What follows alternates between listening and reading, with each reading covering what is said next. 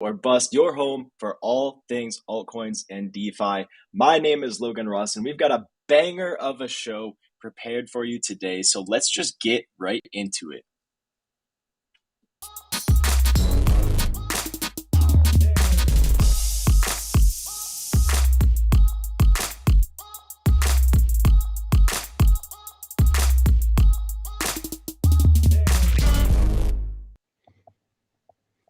How you doing today, Ryan? I'm doing good. How are you? Happy Mutant Monday as always.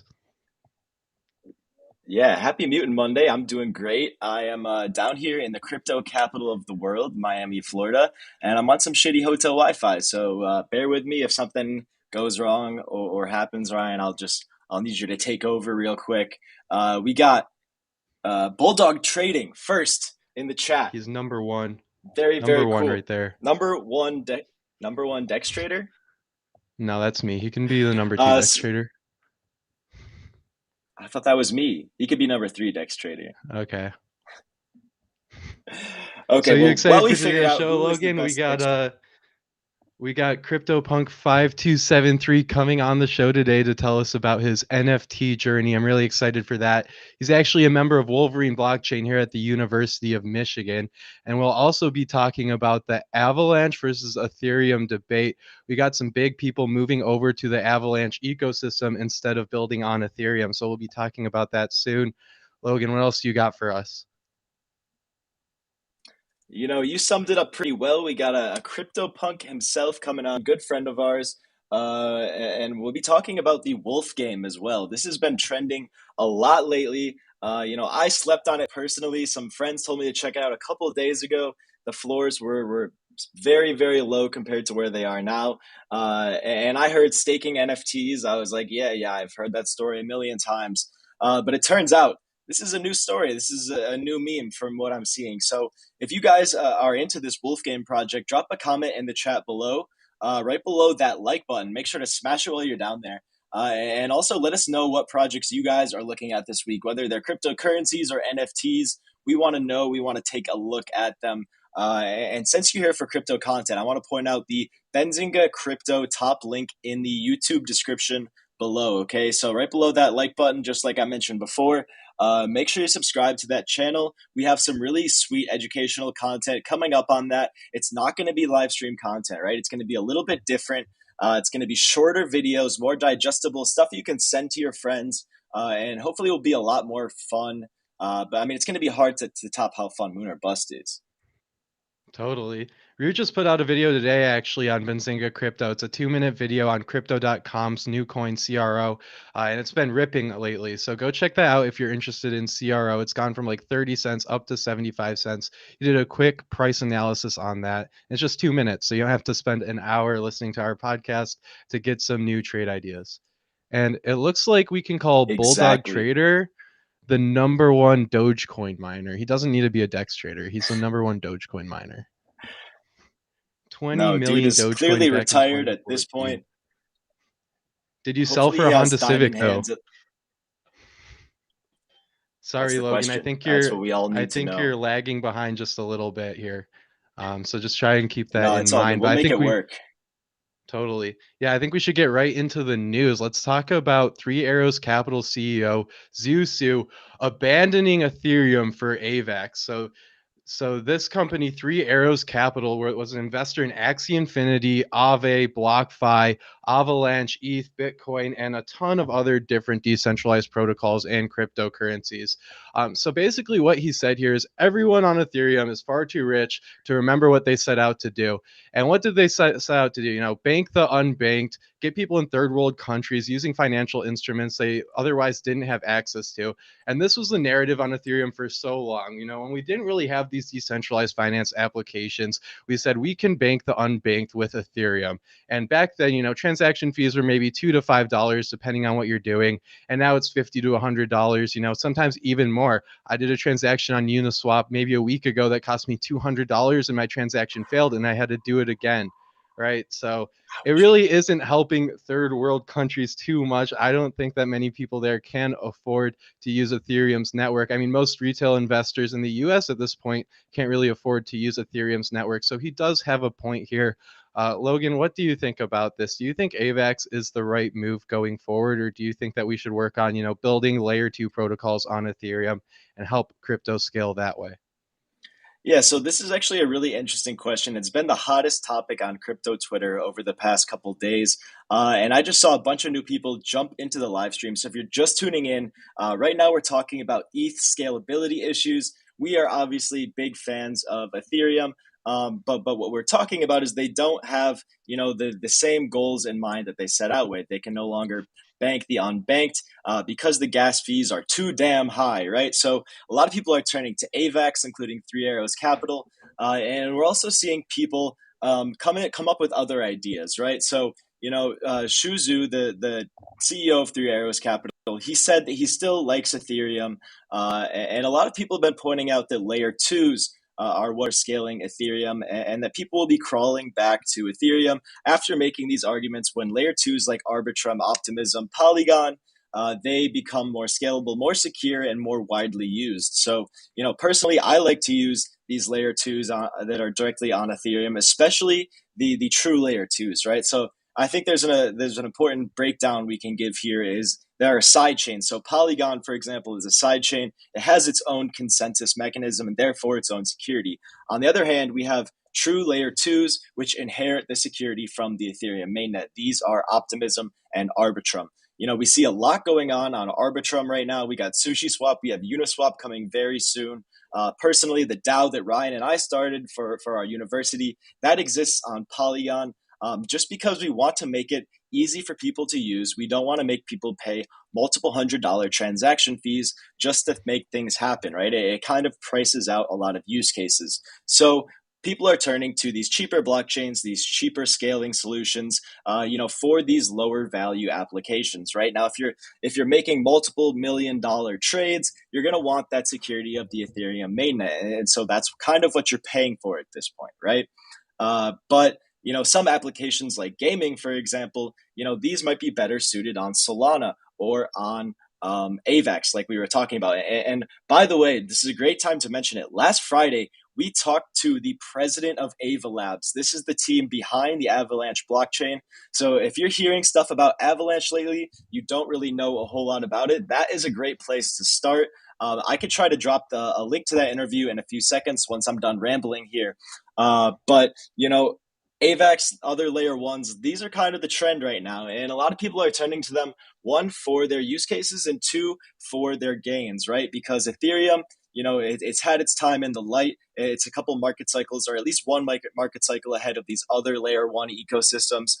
So, people are looking to them for multiple reasons. It's going to be interesting to see what happens. Will people be flocking back to Ethereum layer twos?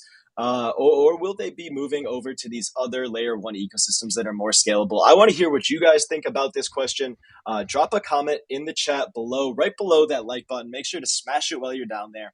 But Ryan, what do you think on this? Where would you go, to make these low value, applications? Logan, if I was a beginner in cryptocurrency, I would say that it's a lot easier to get onboarded on Avalanche or on Solana because with a layer two on Ethereum, you're still going to have to use Ethereum's network and bridge your funds, which could cost over $100. And it's more technical to do something like that than just to buy Avalanche or Solana on Coinbase and then send it to the network. I never used Avalanche before last Friday, but after that interview, I started to use Avalanche. It was an extremely easy process since it is compatible with the Ethereum virtual machine. You can add it to your MetaMask wallet within a matter of seconds, and then you can get going with some Avalanche. You just send Avalanche into your MetaMask wallet, and you can start using the applications on there. And it's a lot cheaper. I paid like 5 or 10 cents to make transactions, to buy NFTs. So I think that might be where we're seeing more adoption in the coming months unless Ethereum can find an easier way to scale layer twos. Maybe if Coinbase or Binance can support Arbitrum or Optimism Mm-hmm. directly from the exchange, then we'll see more adoption there. But until they do that, I don't think users are going to want to use Ethereum's network because first, they're going to buy Ethereum or Polygon. They're going to have to spend $15 to $20 to transfer it into a MetaMask wallet or some other type of smart Ethereum wallet. And then from there, they're going to have to Mm-hmm. spend $100 to $150 to transfer onto that layer two. And then once they're on that layer two, they're going to have to transfer it back onto Ethereum's mainnet, do all of those things in reverse, and then transfer it back to Coinbase. It's just not an easy process to do at the moment. So I think that, Avalanche and Solana, they're much easier to get onboarded than something like a layer two on Ethereum. Yeah, Ryan. And we did see Binance add, deposits directly to Arbitrum just last week. So I think that's Okay. super bullish for the layer two ecosystem. And I think that Coinbase, all these other big exchanges repping Coinbase today, they're going to have to keep up at some point, right? So I think once the first domino falls, this is a big thing in crypto. Once first domino falls, everybody has to keep up, right? So we have a lot of great interactions in the chat, a lot of guys talking about this debate. So let's just take a couple of questions, Ryan. I'll pull them up, and if you could answer them, that would be awesome. This makes me sad as an ETH maxi. Brian blockchain, I am an ETH maxi too, and I'd say all developments in the blockchain space are good, and I think this is just going to drive competition. Avalanche is great; they're very scalable, but Ethereum has its own unique purposes as well. Will ETH become the Nokia of blockchains? I don't think so, Logan. What do you think? I personally don't think so. That their level of decentralization is highly, highly valuable, and these other ecosystems, they're going to fall into one of two categories, right? Either number one, they're going to run into the same scalability issues that Ethereum has, and just because they don't have all this on-chain activity, they have yet to run into these problems. So we could see a lot of other blockchains fall into the same problem that ETH is facing right now. And or number two, the other category that they could fall into is that they're sacrificing decentralization and therefore security, right? So, at the end of the day, Ethereum's decentralization is incredibly, incredibly powerful. And this is what drew the ETH maxis to it in the first place. And I think this is what will keep the high value transactions and the high value applications on the Ethereum mainnet. So, will ETH become the Nokia of blockchains? I truly don't think so, especially with Ethereum 2.0 coming out. And so Martin made a good comment about that. Ryan, you want to talk about ETH 2 real quick? Yeah, when Ethereum 2.0 comes out, there'll definitely be a lot more there'll be better competitors to Avalanche and Solana in these proof of stake blockchains because ETH will be transitioning to Mm-hmm. proof of stake as well as implementing sharding and some other scaling solutions. So hopefully gas fees will go down, but we really won't know what it's going to look like until it launches. There's also no launch date for it, and Ethereum's wanted to be proof of stake basically since inception. So we've been waiting for Ethereum 2.0 Yeah. now for years and it hasn't came. A lot of people think it's coming in 2022. I really hope it does. I think it will come in maybe spring of 2022, but there's yet to be a set date for the transition to Ethereum 2.0. Yeah, and I'll kick off this answer from Jonathan, or the answer to Jonathan's question. Would there be an advantage to those second movers that learn from Ethereum's mistakes? And so I think in the short term, 100%. There's so much room to capitalize on a scalable blockchain right now, especially when you look at gaming, right? If you see the NFL just dropped the NFTs, they actually stealth launched them. I don't know if anyone really saw that. It's still pretty under the radar as far as I could tell, only 125 NFTs per team, and resale is very, very quiet. But the Thanksgiving Day game tickets come with NFTs, so I think it's gonna slowly build up more hype over time. And so definitely there is some advantage to capitalize on in the short term, but long term, I think that there will be enough demand for blockchain applications that the space in every one of these ecosystems, the block space in every one of these blockchains will be full, right? I don't think that it's really like a winner take all situation here. There's going to be a couple really, really big ones. And then we're going to see a lot of application specific blockchains popping up. If we take a look at the Cosmos ecosystem, right? The Cosmos SDK makes it super easy to launch your own blockchain and design it specifically for your application and make it much more efficient, lower gas fees because of that. So Jonathan, great question. I think that 100% in the short term. I'll just reiterate that one more time. So if you guys And are just Logan, tuning let in, we're me talking add ETH. Yeah, no, hit me, Ryan.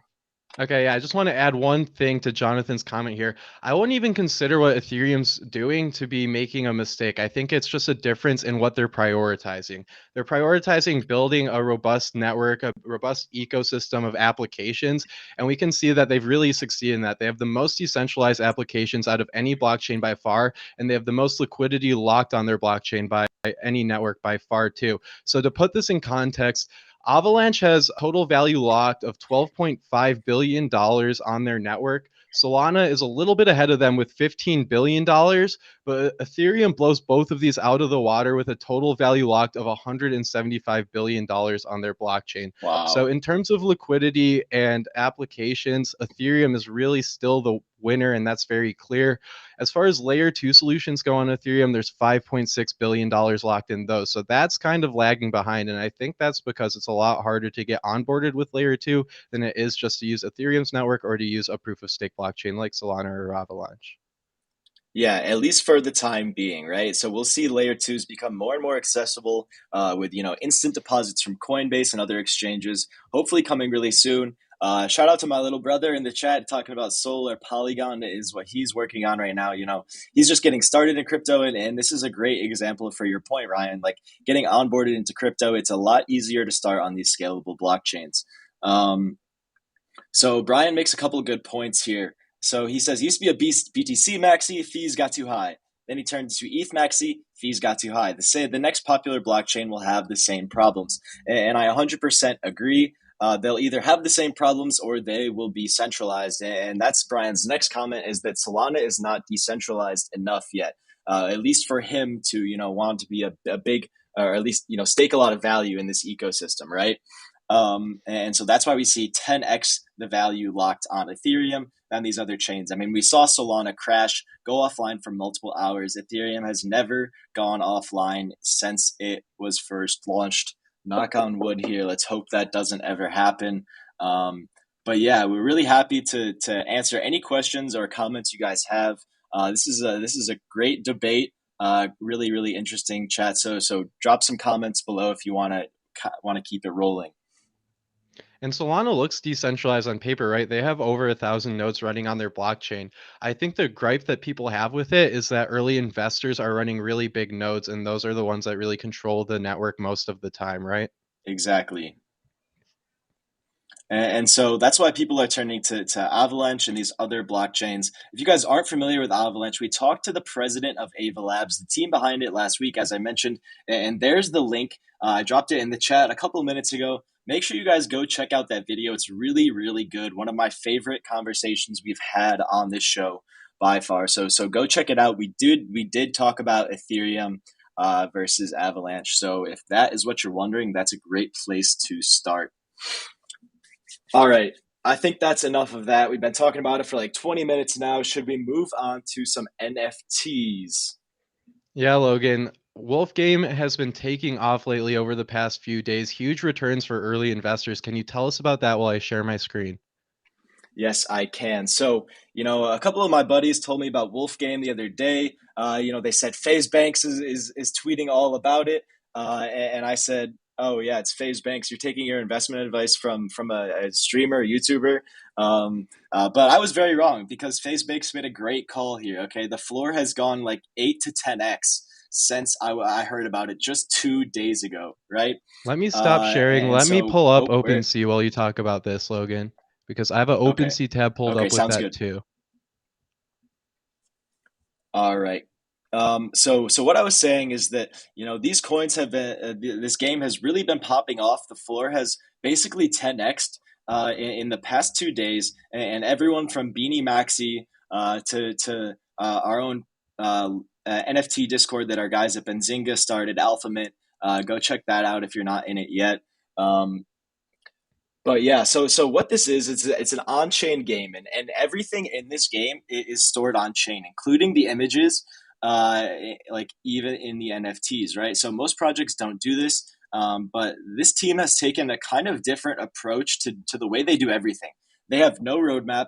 They have no. I don't even know if they have like a white paper or anything like that. You can go onto their website. You can go to play their game It's like let me see. I think it's wolf.game slash game is the way to go. Yeah, wolf.game slash game. Okay. I was Let lying. me They pull do it have up. a white paper, but they do not have a roadmap. Right now, minting is paused. Okay, so I'm not exactly sure why this has happened. Oh, it says unstaking and claiming paused for safety and security. So basically, this game was popping off too quickly.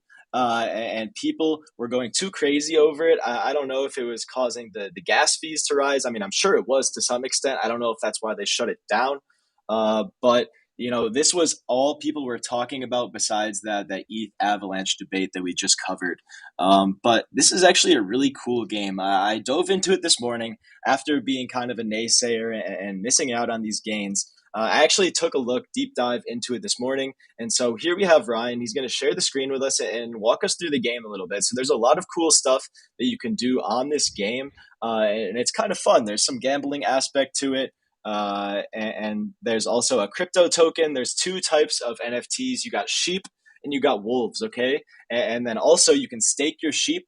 They'll grow their wool and you can shear it. And this will give you an ERC20 token called wool. And Jonathan in the chat, he's familiar with this game. He says the value of wool is supposed to be insane at the moment.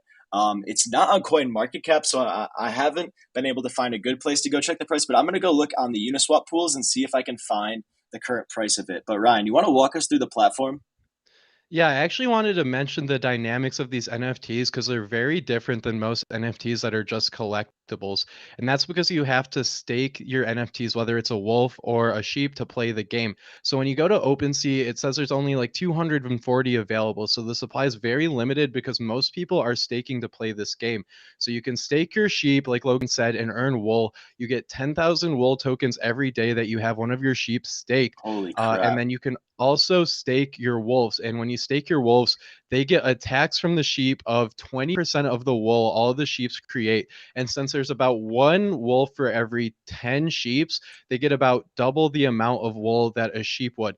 But not only that, the wolves can actually steal the sheep NFTs when they're bred. So you can use wool tokens with your Yeah. sheep to breed new sheep NFTs. I think there's a 10% chance that a wolf can find it, kidnap the sheep, and then that NFT is yours. So if that happens, you basically get a free 4 Ethereum because that's how much these sheep are selling for right now.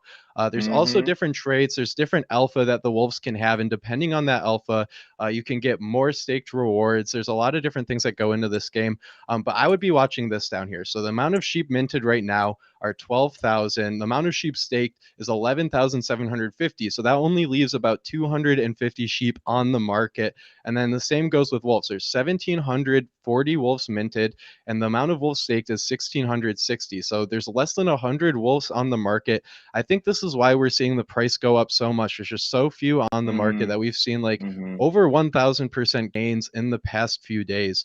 But there will be more minted. So the minting's paused right now. Then Mm-hmm. 13,800 of these NFTs minted with a total of 50,000 by the time that they're all minted. So there's definitely going to be more supply on the market. And with the prices going up so much, I wouldn't be surprised if more people are just going to buy them and not even play the game and just speculate on the price. Logan, what do you think? Do you think once all 50,000 are minted, there will be more on OpenSea, or do you think that people will want to play this game and try and earn this wool token? Okay, so how many wool token do you get per sheep per day when you're staking them? It's 10,000 wool token a day per sheep. 10,000 wool token a day. And I just checked on Uniswap. Each wool token is trading at 13 cents right now. Okay. So every day that you're staking a sheep, you're getting $1,300. That is insane. There's no wonder why so many people are staking these, and there's no liquidity on the market. Like you have the ability to make so much money from staking these, and so that's a really really cool incentive system that they've built into the game. And we have a couple more questions. Wilson wants to know, how do you get to this website again? You could check it out. Wolf.game slash white paper is a good place to start to learn about it all. But wolf.game is like the main site, okay? So, second question, Tiny Pie Media wants to know, if you die in the game, do you die in real life? Personally, I haven't played the game, so I can't say for sure. Ryan, do you have any insights onto this? Yeah, Tiny Pie, I actually had the exact same question, and that's why I haven't played the game because I really don't want to die in real life just in case. So I'm not going to play the game. I'm going to stay away from it. If I get one of these, it's going to be to speculate. I don't want to die. Yeah, I certainly don't want to die either. I want to play the wolf game, not the squid game. You know what I'm saying? So, but actually, so Pax wants to know what is mint cost. I think the original mint cost was 0.069420. Okay, nice in the chat. And if you want to buy this wool token, you can get it on Uniswap right now. If you go over to their white paper, you can find the contract address of the wool token. I'll drop it in. Shoot, I didn't. I meant to copy the token address. Hold on one second. Let me retry that. Boom, right here. Okay, so this is the token address according to their white paper. If you put this into Uniswap, you should be able to see it pop up, and you should be able to purchase some yourself. You know, this could be a good investment without having to spend that 4 ETH floor for a sheep. Maybe you could just buy some wool tokens and hope that they go up. But the rate that they're issuing them at for staking right now, I feel like it might be a little bit more lucrative if you have the funds to just purchase a sheep. Or alternatively, Ryan, what's the pitch to spending 8 ETH for a wolf? Yeah, so I briefly brought that up earlier, but if you have a wolf, you'll essentially be earning about double the rewards in wolf token. But you'll also be able to have the chance to kidnap sheep from the game. So the Gen Zero Mm-hmm. sheep that have been minted, you cannot kidnap. So you're not going to lose the initial sheep you buy unless it's a Gen 1 or later on. But these other sheep can be kidnapped once they are bred. So if you have sheep, you can breed them with wool token, and then these wolves can steal them. So very interesting. One thing I have to say about this wolf token, though, will it have value once all these NFTs are minted? I haven't done too much research on the token, Logan, so maybe you can answer that. But right now, what I'm seeing is the only real utility for this wolf token is to spend them to breed more sheep. So once all these sheep are minted, no one will be spending them to breed sheep. What's the value in the wolf token after that? You make a great point there, and I do not have like a legitimate answer to it. So I'm going to speculate a little bit here. Fair warning. But you do get 20% of all of the wool, right? As a wolf holder. Yes. Yes. Okay, so that revenue will be consistent, right? So if all the other people that are staking their sheep, you could stake both wolves and sheep, and even if you don't have that additional chance, being early, you get the chance to steal some sheep that are just being bred. You can still get that 20%. So I think that is the incentive there, but it does kind of break one of the core game mechanics at that point, right? So maybe they'll have to add some new aspects to the game. We'll have to wait and see. But speaking of NFTs, we have a good friend of ours that is backstage right now. Just jumped in, and we're gonna bring Max Norris on right now. So get hype in the chat, and smash that like button if you haven't. Max, what's good, man? How are you? What's good, guys? How are you? Logan, good to see you. Ryan, good to see you. Thanks I'm for coming well. on. No, this is awesome. Thanks for having me. Yeah, thank you so much for joining us. So, this is the start of one of our new series that's going to be live on the Benzinga Crypto YouTube channel. So, make sure to subscribe to that. Top link in the description, right below that like button. But, Max, you are owner of a CryptoPunk. Could you remind me? It's 5273, yeah? Yeah, correct. 5273. Okay, Max. So why don't you walk us through your NFT journey, how you ended up getting a CryptoPunk, and why you're still holding it? Yeah, so I think the first time I really heard the term NFT probably was Top Shot, like most people. And I got an account in January, never bought anything because I just never, it didn't click with me. And I thought it would because I'm a sports car collector. So I thought I thought I'd be kind of the target audience for Top Shot or the target customer, but it didn't work out. Um, so I never bought anything Top Shot. Then I heard of Beeple because who didn't hear of Beeple with the $70 million sale, and then there was another six Yep. million dollar sale right after that or right before it. I can't remember, but after that Beeple sale, I was like, okay, that's serious money. I got to do a deep dive into this stuff. Obviously, Mm-hmm. CryptoPunks was one of the first NFTs that I discovered in my research. I saw a lot of DFS players start changing their file pictures on Twitter to CryptoPunks, and so I was like, okay, I gotta do a deep dive into these.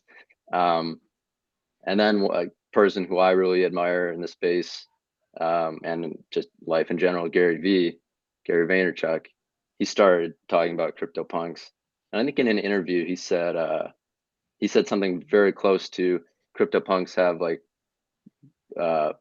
extraordinary potential to be like one of the best modern alternative investments that you can make over the next couple of years. So honestly, right after he said that, I was like, okay, I have to get one. And using some sports cards funds that I've built up over the last couple of years, I found a punk, which turned out to be number 5273, that I resembled me in some way, personality wise and looks wise, and I made the purchase. And yeah, that's kind of the quick story of how I got the punk. That's really cool. Yeah, Did it's you really know cool about that you. Bored Apes? Did you know about Bored Apes when you got your CryptoPunk yet, or was that even part of the decision, or did you just go straight for the CryptoPunk?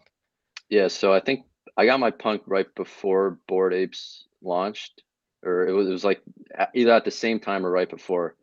And you know, when Bored Apes were first launched, right, the mint price was 0.08 ETH, and that was the same time when Meebits came out, basically right back to back. And the the argument was what was going to be bigger, Meebits or Bored Apes, and there Right. was like a Twitter war about which one was going to be the big winner. But I passed at Bored Apes at 0.4 ETH and 0.5 ETH, and I mean, it could be one of the biggest regrets I have, but it is what it is, and at least I have my punk, you know.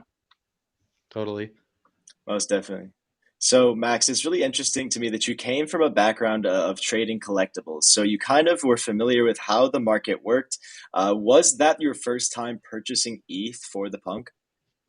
No, I had I had bought $10 with a Bitcoin in 2018, and then right as the crypto market started to kind of turn up, late 2020, early 2021, I went back in my Coinbase account to look at how much my $10 of the Bitcoin was, and I just bought like a little bit more Bitcoin, and I bought some ETH because just the whole concept of ETH kind of clicked with me a little bit more than the concept of Bitcoin. Um, Hmm. and so I bought a little bit of ETH then, but yeah, I had to buy a lot of ETH using sports cards to make that punk purchase. The punk was, I mean, that was the first NFT I bought. So So, you were kind of brought into the ETH ecosystem because of NFTs. Do you see this as being one of the big attractors to Ethereum and crypto in general? yes, no doubt. Um, you know, people. I mean, you guys were having the AVAX ETH discussion right before this, and I saw this on Twitter a little while ago. But someone compared Ethereum to like Rodeo Drive, like the Rodeo Drive of blockchains, because it's very likely that all of the or many of the top notch blue chip NFTs are going to be on the ETH chain for maybe forever. So um, yeah, it's definitely. I mean, I'm at least extremely attracted to Ethereum because if anyone wants to buy NFTs right now, or at least quality NFTs, they have to buy ETH in order to make that happen. So yeah, definitely is a big part of the reason why I like Ethereum. So, Max, have you considered buying any NFTs on Solana or Avalanche, or do you just strictly stay with Ethereum NFTs? I know almost all the high value NFTs are still on Ethereum, but there may be some potential in Avalanche. I'm curious to hear your thoughts. I mean, so I personally haven't done a deep dive into Solana or Avalanche yet. I mean, I know some of the NFT projects that are on both of those chains, but for me right now, it's uh, I still need to focus on acquiring all the NFTs that I really want to get on Ethereum before I look at other chains. At least I know there's incredible opportunity to get in early on the other chains right now, but like some of the projects are just copy pasta from Ethereum, so it's kind of Totally. Yeah. tough to determine what early NFT projects on these other chains are going to be significant. So there's definitely greater risk involved. Agreed. Yeah, I mean, there's Max, so tell much us. going on Ethereum right now. Logan, I'll let you go ahead and ask your next question. I think you're lagging behind just a little bit, so sorry about that. Yeah, no, it's all good. Um, So Max, I'm curious to hear what else is in your collection. And you mentioned that you want to fill out the rest of your Ethereum NFT, like bucket list before you move on to the other chains. So could you walk us through that? Yeah, so I mean, I think that we're still very early, and it sounds crazy because prices don't seem that way, but in terms of the people involved in the market right now, we're still very early. So I think the market will get to a point where you're not going to be able to just go out and buy some of the blue chip NFTs because the supply is just going to dry up. At least that's how I think. So I mean, I just acquired a second Chromie Squiggle from Art Blocks. That's Project Zero on Art Blocks by Snowfro, and I'm a big Squiggle guy. They're a meme, and it's an art meme. I think it. I don't know. I just love squiggles. So I have a couple squiggles. Recently acquired a V Friend. I have an X Copy edition, and I have some creatures and a couple other things. And I'm looking the coming months. I want to somehow get a Ferocious piece, maybe a Beeple piece. Just for me, it's easier to determine what artists and art collections are going to be very significant in 5 years from now than it is for me to determine what profile picture collections are going to be significant 5 years from now. So I'm very kind of art focused at the moment. But yeah, those are some of the things that I'm looking at. Yeah, that makes sense. Yeah. So Logan Max, you actually had talked. a it happens Every time every I time. wait and then you don't ask a question right away, I'm just gonna go for it. So Okay, if you got another question, Ryan, totally. just jump No, in I right was away. Okay. Okay, yeah, for sure. I was actually gonna bring up the point you brought up to me, Logan, like last week, that you think that profile picture NFTs are actually going to be, the most bullish over this bull run, and then maybe the next market cycle is when our NFTs will really take off, because that's when the metaverse will really be more developed. You can show off your art pieces, in your home, your virtual home office. Whereas right now, you can flex on Twitter with a profile picture NFT. It's a lot easier to show them off as a collectible. So it's interesting to think about both sides of that. And Max, I think you have a great point too. It's a lot easier to value some of these art NFTs than it is to value the profile picture NFTs, because most of these PFP NFTs, they don't have big artists behind them. It's really community driven, and the value is driven by the community. So as more people get into it, the values go up. So yeah, I think it's an interesting point on both sides. I think that art NFTs, especially through art blocks like Squiggles and Fidenzas, those will be doing really well, especially come 10 years from now when they're just so rare, so few of them on the market. Yeah, I mean, there was a point a couple months ago where there's 10,000 squiggles, or right. I mean, right now there's only 9,200 around that number minted, but we were at a point where there was only like 200 to 300 squiggles for sale, and that was just a couple months ago. So Hmm. I don't know. It's just my thesis that the market will dry up at some point, and those kind of early, especially on art blocks, some of those early projects are just going to be very valuable. And a lot of those holders are really convicted too. So I completely agree. Yep. Yeah, and this is something Ryan and I have been talking about a lot. We've never seen an NFT bear market before, but conviction and attachment to these images are a lot higher than maybe just any regular fungible asset. So, do you have any big predictions for the NFT bear market? Will we see them, take a huge nosedive?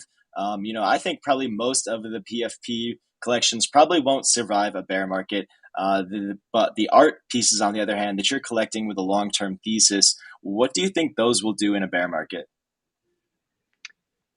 I mean, obviously, in a bear market, most things will go down by a significant percentage, right?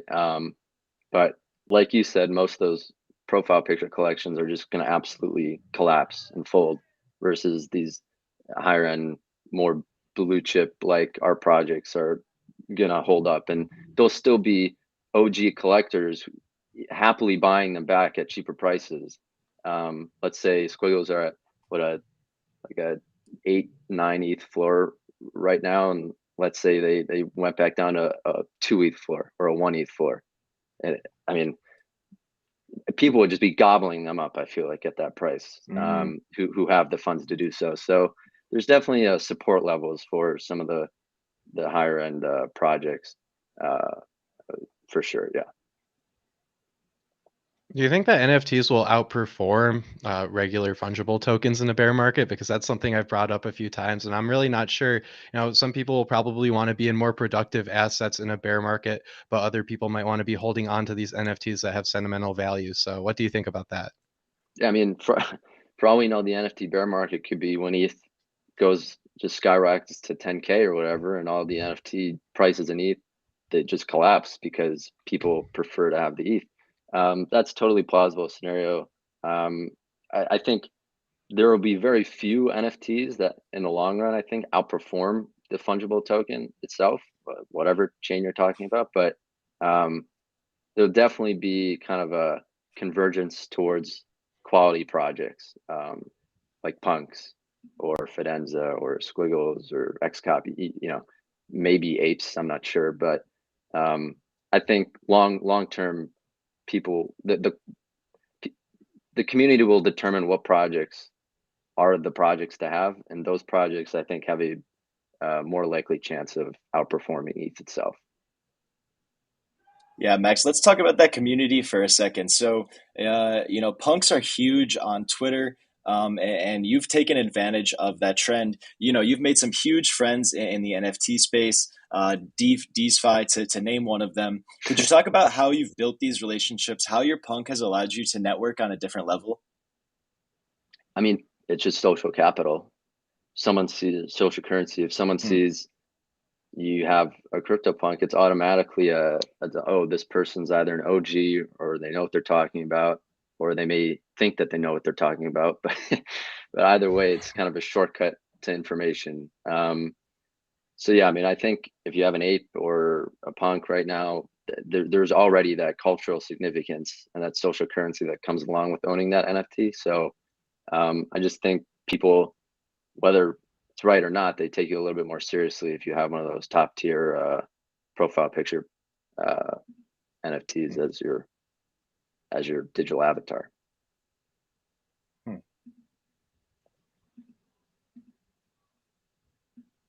And I mean, if we're talking about, sorry, I forgot to answer one of your early questions, but let's say in a hypothetical scenario that my CryptoPunk decreased by 80% in its value.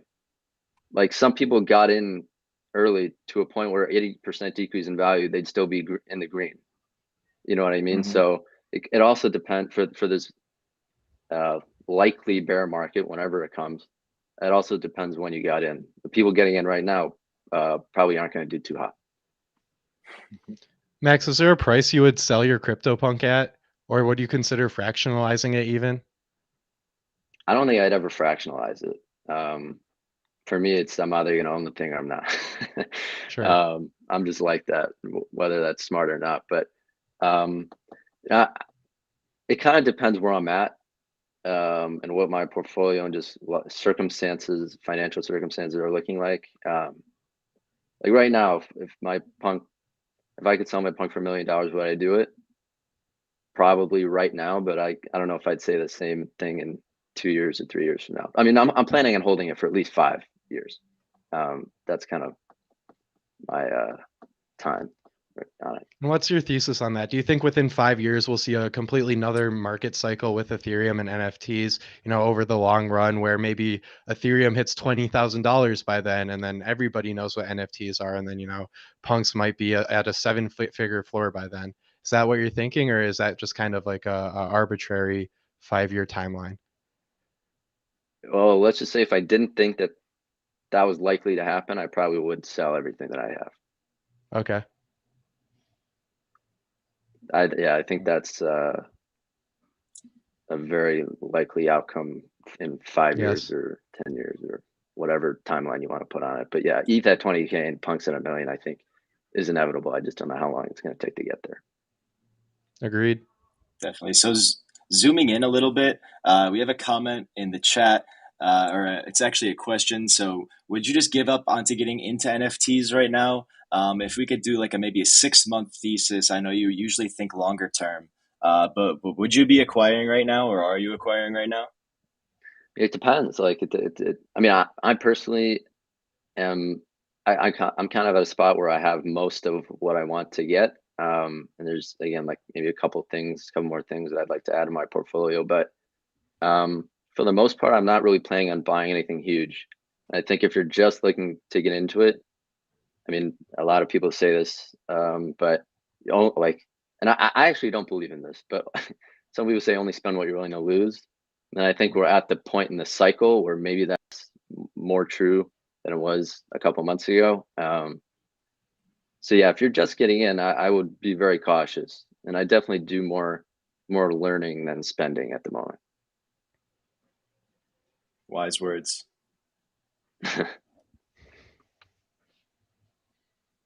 All right. Well, if the chat Ryan, has if you don't any have a more question, questions for Max, I do not. Do you have any more questions for Max? If not, let's try and turn it to the chat, see if the chat has any questions for him.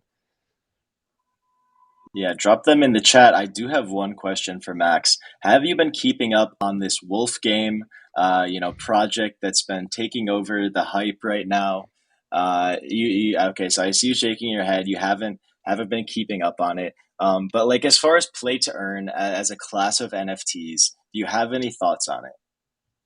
Well, let me say something about the Wolf game real quick. First of all, your line earlier that I'm trying to play the Wolf game, not the Squid game. Phenomenal line. I mean, I that was Thank just you. incredible. But yeah, I mean, when I see something like the Wolf game come, I think you said you earn like 1,000 hours a day by staking it or staking a wolf or something. Like to me, I just look at that and I'm like, there's no chance that this Wolf game is going to be around in 5 years from now.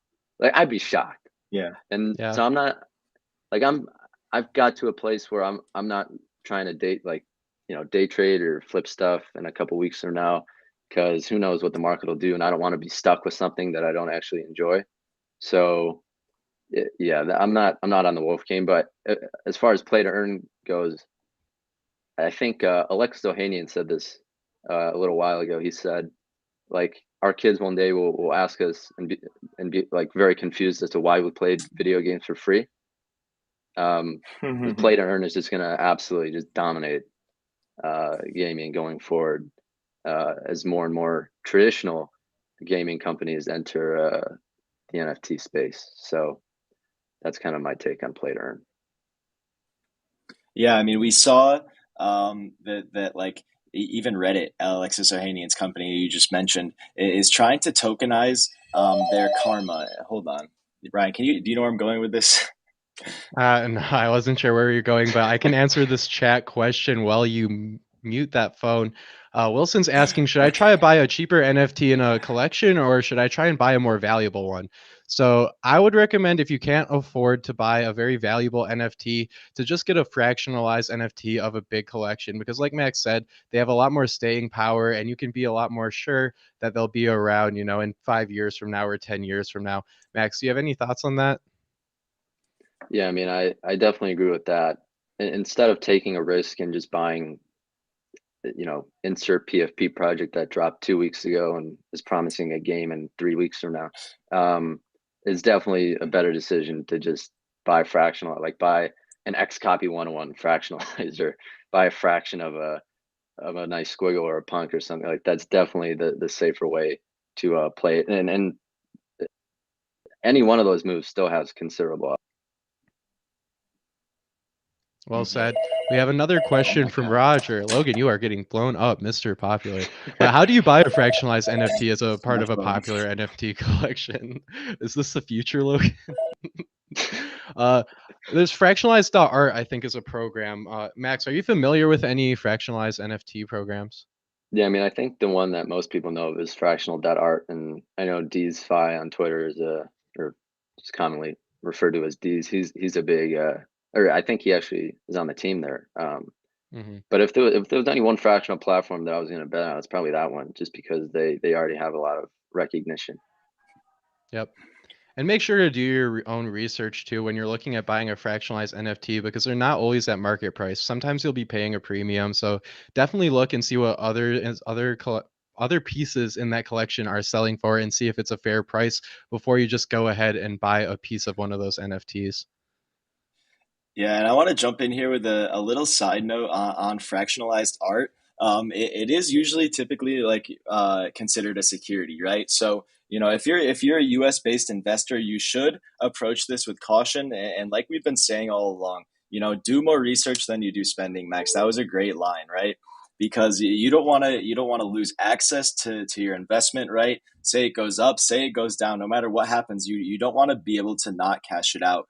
And so always make sure you're looking into that. But now that I'm off of my 1995 phone, I want to loop back to my Reddit Karma point.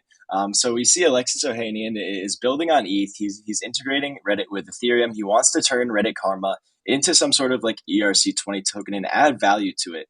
And this is like one of the core ideas of the internet since its founding. Was that this was to give power back to the people and to kind of reward people for their attention span. Now we've seen, Facebook and Zuck, or Meta, I should say, kind of take everyone's attention and sell it to advertisers for his own profit. But now we're seeing things like basic attention token from Brave browser, and these Reddit Karma points could be another way to do this. And play to earn is like kind of, I think, an early thing that will pick up on this trend, and it will eventually end up in us being paid to watch these advertisements, or at least getting a fraction of the value from our attention, as it should be, right? So Max, do you see any long-term trends here? Any ways to play this?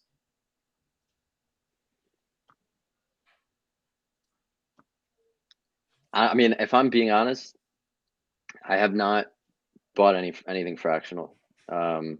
I've just been buying entire pieces. Yeah, they're just being a hog. But I don't know. I'm definitely not an expert on this topic, if I'm being completely honest. No worries at all. We can move on. So we have a question here in the chat. Max, have you looked at some of the NFTs in Avalanche? I don't know if you have, Max, but I know Ryan has. So maybe you guys could chat about this a little bit. Yeah, I honestly just know of one project on Avalanche, and it's called like AVAX Apes or something like that. It's kind of a copy pasta project, but I know it was one of the early projects, but that's the only one that I know of.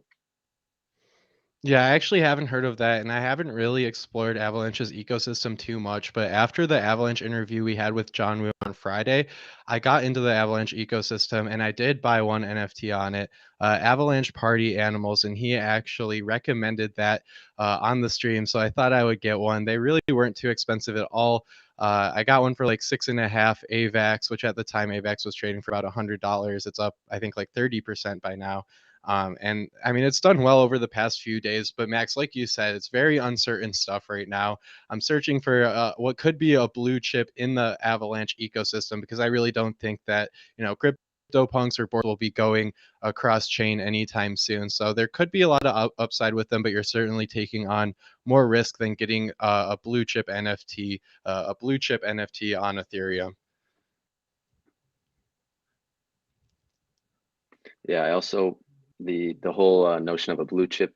I feel like we throw around that word very loosely, but I feel like some people are like, oh, yeah, subducks are a blue chip. I'm like, get out of here. What are you saying?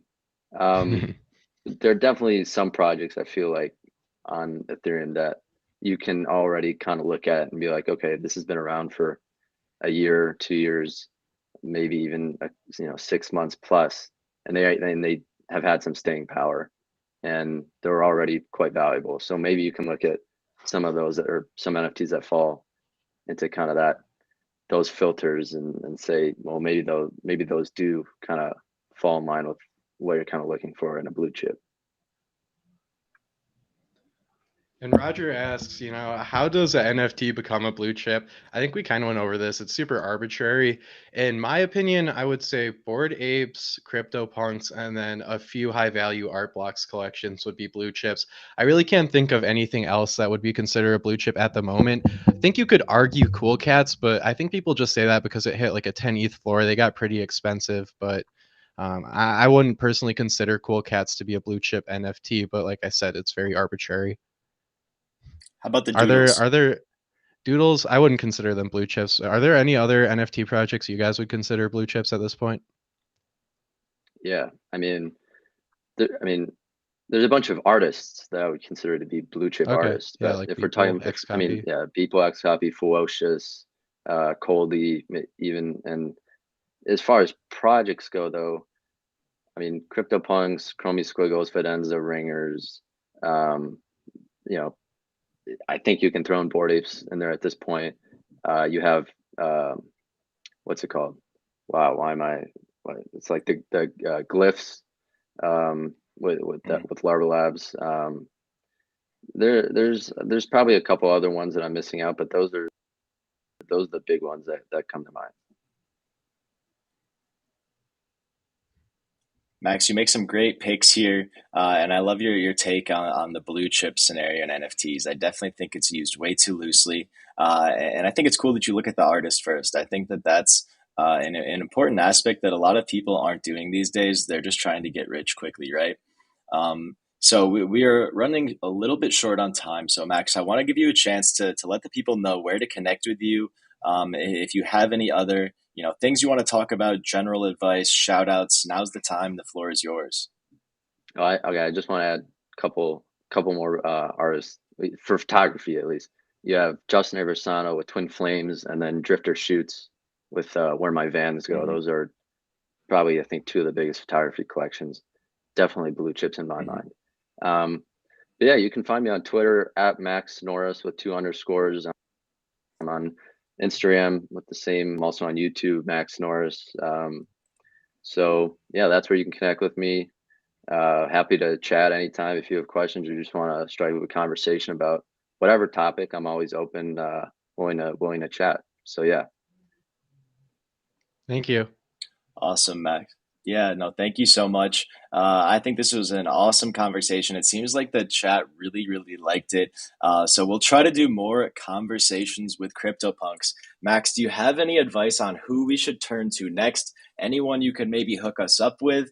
We'd love to get this show on the road, I mean, I would say Jay-Z, but I don't know if that's feasible. So I don't know if you can get D's on the show. That'd be. I mean, he's definitely one of the big ones that comes to mind. G Money. Mhm. He might have already been Mhm. on a Benzinga show before. I mean, some of those big influencers are just full of knowledge. So definitely there's a lot of good options. Awesome. Yeah, we did have G Money on the show, like back in May. Actually, Wow. it was a long time ago. He was telling us about his investment thesis, and we saw the price of punks just go nuts since then, right? So he turned out to be making straight fire when it comes to his calls on that episode. So make sure you guys go check out that episode. I'll drop a link to it in a second. But Max. Thank you so much for stopping by today. Really appreciate your time. Ryan, do you have any other closing thoughts for us? No, man, I think we covered it. Thank you so much for coming on, Max. I really enjoyed this conversation. Yeah, thank you guys for having me on. This was awesome. Hope to do it again at some point in the future. Yeah, For we'd sure. love to. All right, All have a right, good one, man. take care. All right, Ryan, that was our interview for today.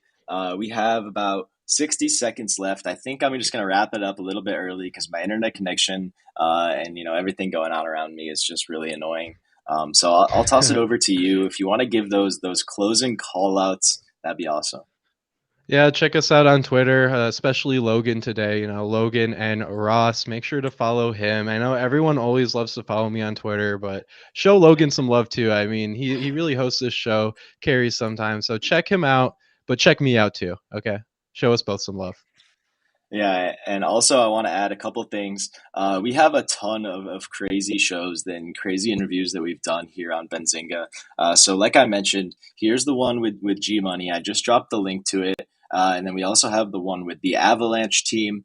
So make sure you guys go check that one out as well.